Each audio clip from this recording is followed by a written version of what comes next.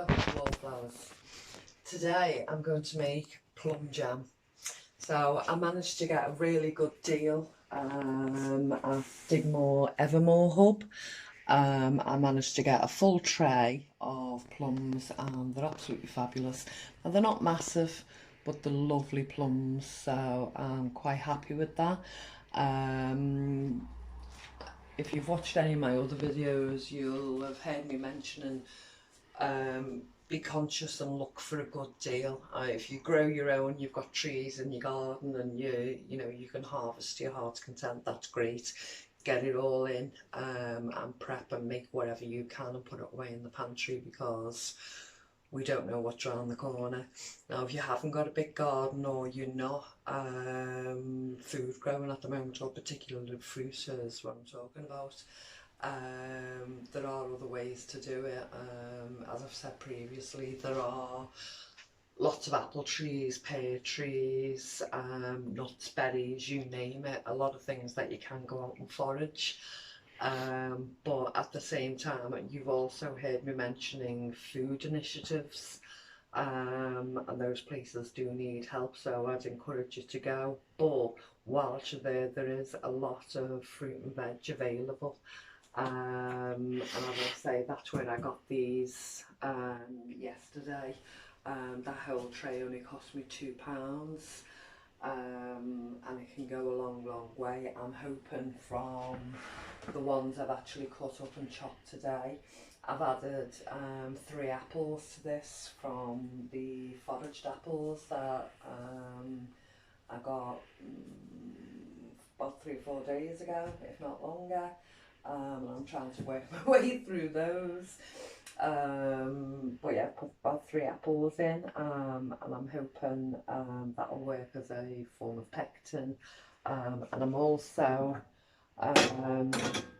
keeping the pips from inside the plums, covering it with water, and I'm going to bring it to the boil as well when I get this fruit all together.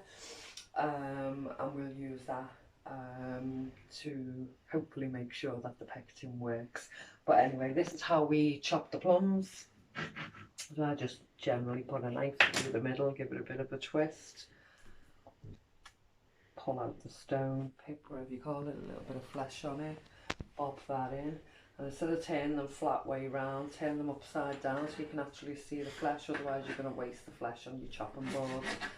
I just cut each half into 3 slices and then in half again. Then, oh, wrong bowl nearly. And what are we making? Oh, we're making plum jam. Thanks, Mr. Wallflowers. We're making plum jam. Did I not mention that yet? Okay, so we're going to make quite a bit of plum jam with these 32 plums that we've got in this bowl.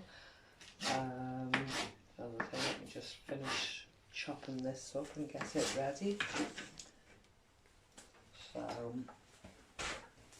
I can just show you.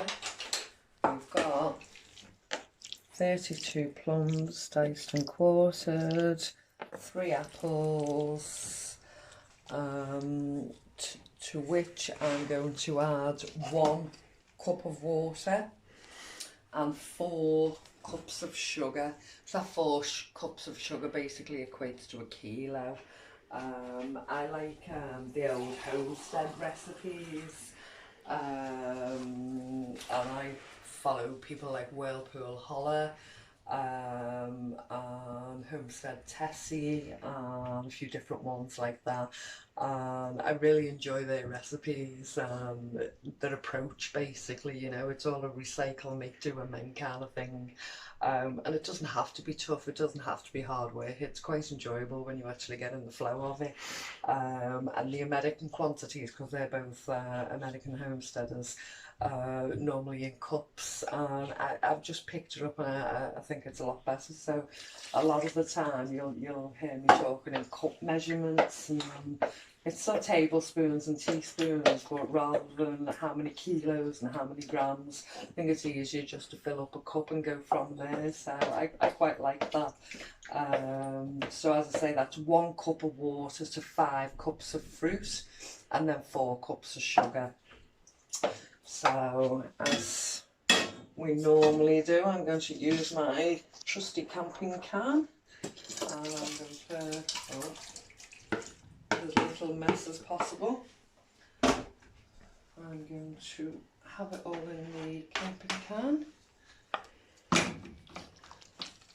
and whilst I'm doing that, the stones that I've taken out of the centre of the plums, I'm actually going to bring to a boil, and the plums themselves I'm actually going to bring up to a boil. So this should take approximately 15 minutes to get it to a nice consistency. All the plums should soften, the apple will soften. We can already see how the water's changed colour. So that'll take 15 minutes, and so should these. By the time the 15 minutes is up, I shall drain these, the remaining juice from the pips will go into the jam mixture, and then I'll remove the pips. So I'll come back when that's ready. Okay, so we're at that point where the fruit's actually gone through 15 minutes. I've mashed it down with a potato masher, softened the apples, completely crushed down with the plums themselves, and the pips have now produced like a brown liquid, and as I say, that's used as a pectin, but there's also more nutrients and everything that will go in the jam. So basically all I'm going to do is use a sieve, drain the liquid through it.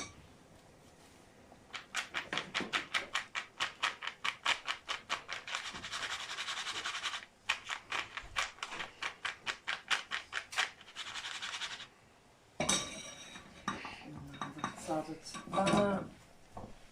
Now I'm going to add the sugar.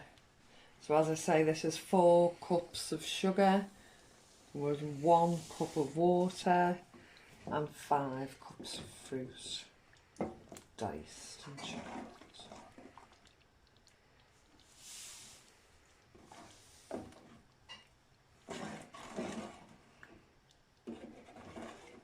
Just going to fill this pan up so I mightn't have much room for manoeuvre in a minute.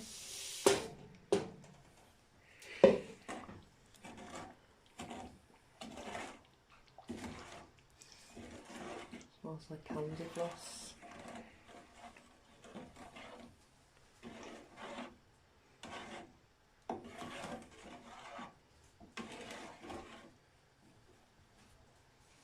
Right, and now stir in all the sugar, making sure none's set to the bottom and you've not allowed it to form any clumps. Make sure it's all incorporated, and then put the heat back up a little, and basically now anywhere between the next 5, 10, 15 minutes is when you decide is it set enough then for the jam. I say we normally do the plate test, but I haven't put one in today, so I'm literally going to wait until I feel the drag on the stir to feel it's ready. Or we'll see, because I don't have an awful lot of room in this pan actually, so it depends how long I can maintain the boil for. But yeah, and I'll come back to you when we're over there.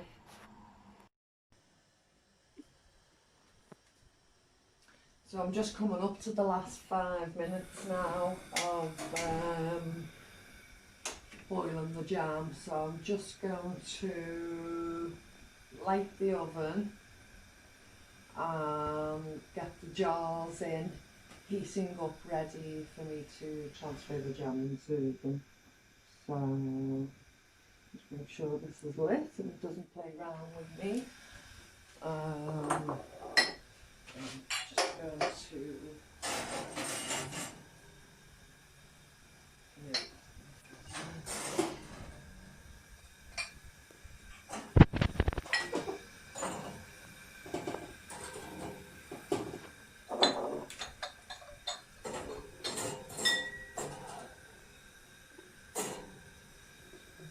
them in now.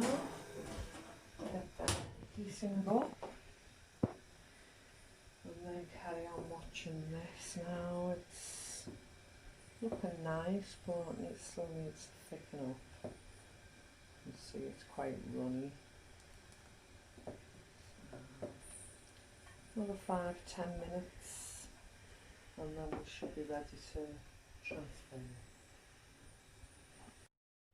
So it's been boiling away for quite some time now, so I'm quite happy that that should set when it cools down. So I'm going to turn it off and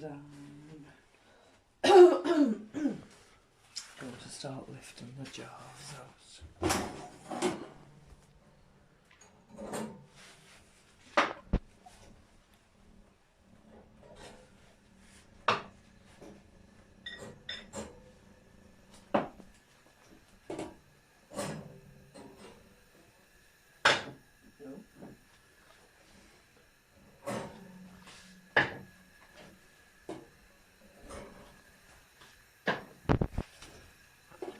Last one.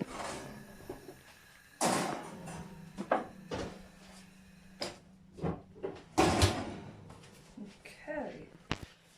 And now I'm going to move along. Take the ladle. Start filling them up. Yeah, the sizzle on that.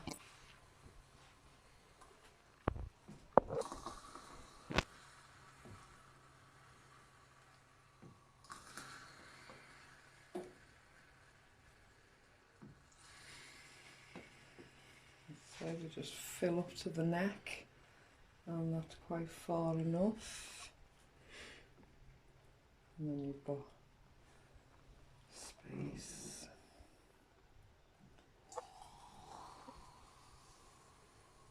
This jar's quite good. This is a peanut butter jar, and my son quite likes peanut butter, so I still get it for him. These days I get the one in the glass jar so I can reuse the jar when he's done.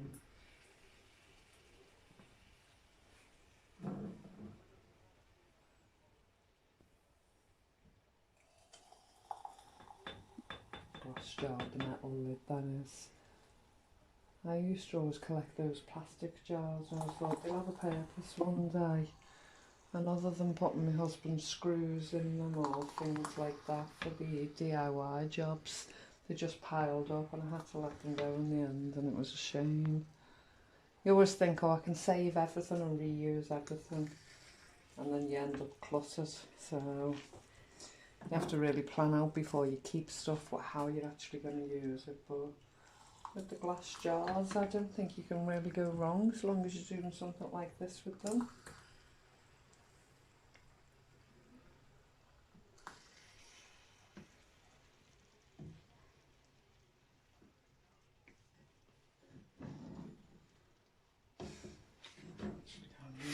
Board now.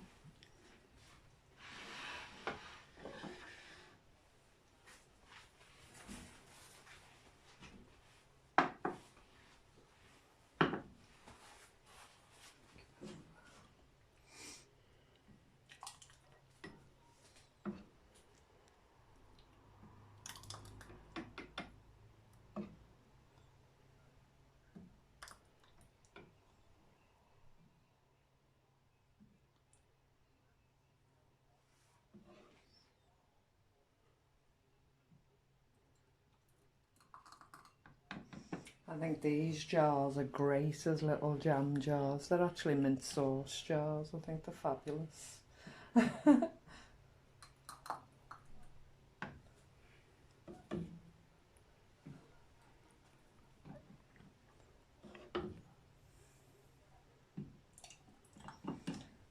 think I might have to put a couple of more jars in the oven.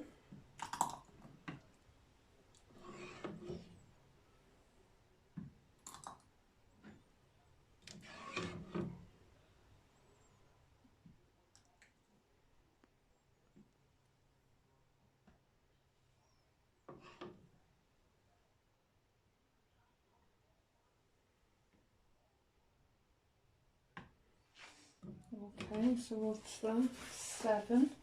I think I'll probably have enough for another 2, so that should be about 9. So I'll grab the vinegar and give these a wipe and put a couple more jars in. Okay. Put one more jam-sized jar, and there's just a little dribble left. So I've got a tiny jar, and I'm just heating that up in the oven. This jar was room temperature, so I just went with the flow on it really.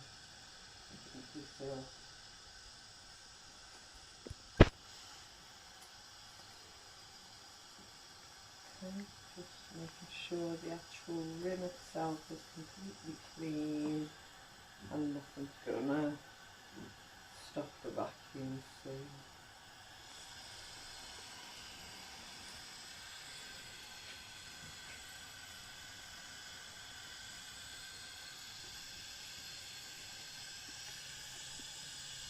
Doesn't matter about the inside of the jar, that can be jammy, but all the way around the rim and around the outside is where your top will catch, and that's where you want to make sure it's completely clean.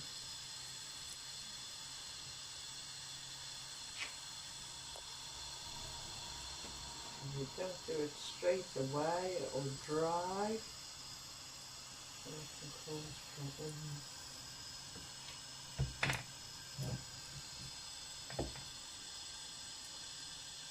So, there we have it. Let me just lift this jar up.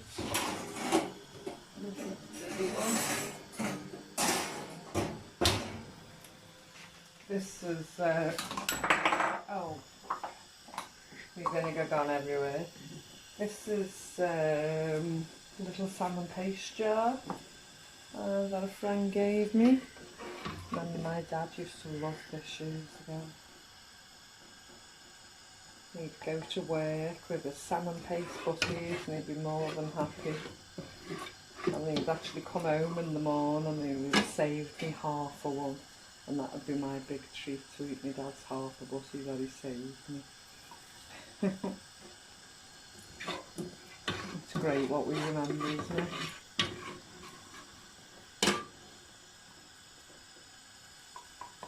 I'm actually just going to get a little spoon.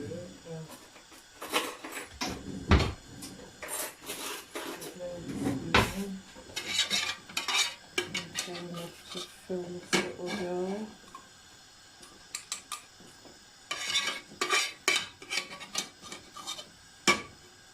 Let's see, that's setting already.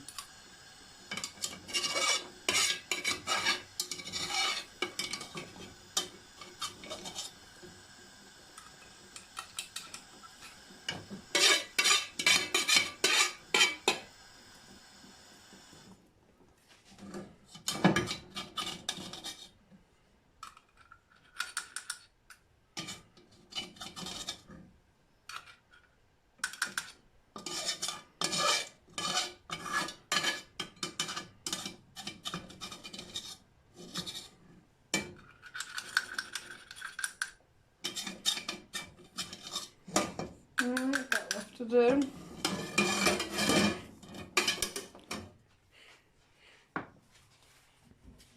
Do the same with that one. Make sure it's clean around the edges. And then work out which top goes with which. So they're pretty easy because I know which jars they are.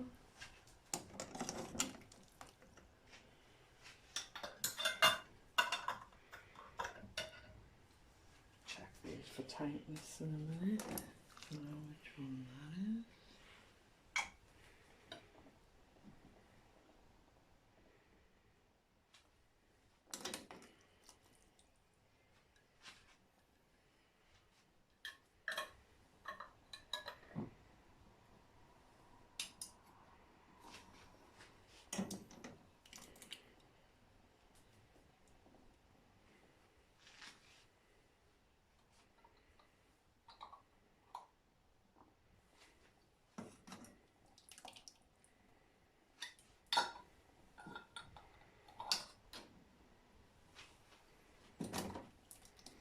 Now the outside of that one looks pretty battered, but the inside is fine. The inside fine. That's actually a proper cannon jar. It looks like it's been used a few times before. I don't know if there's a lid in there. I don't quite like the look of. So I'm not actually going to do that one. Just going to leave that.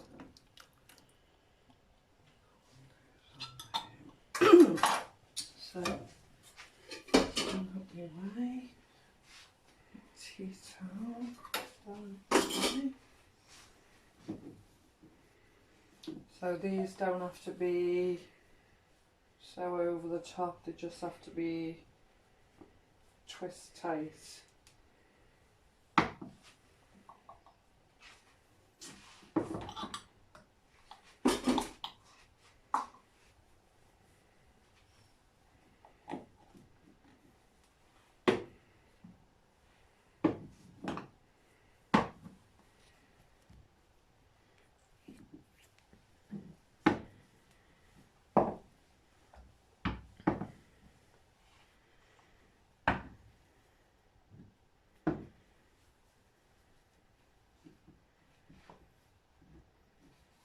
As I say, the outside of that cap doesn't look great, but we saw that the inner cap was clean, and that's the kind of thing you're looking for when you don't want to reuse a cap, because it just doesn't look too healthy around the inside. Although this middle bit might look okay, that's where you're going to be touching your food, and it doesn't look great to me, so I'm not going to use that one. So although we've got that jar of jam, I think once it's cooled down, put a bit of cling film over the top, and I'll actually store that in the fridge, and we can have that as our open one for now. But with all these and half a salmon jar full, I think we've not done too bad. 1, 2, 3, 4, 5, 6, 7 and 8 and a bit. So we've not done too bad. They will now go in the canning machine, so I'll probably put them on about 60 for 30 minutes. Let it cool down, take them out, and I'll leave them on the wooden surface then till tomorrow morning. They'll be really cooled down then, and I can put stickers on them, date them, and put them on the pantry shelf, which is what it's all about, to take us through winter and possibly beyond. Okay, thanks for joining me today. As I've said before, and I will probably say again, I hope you're making something from the fruit. I hope you're looking for good deals. I'd like to think everyone's trying to grow something as well, but look for the good deals, take them home, prepare them any which way you like, get them put away, squirreled away for the winter. Look after ourselves. Okay, see you soon. Bye.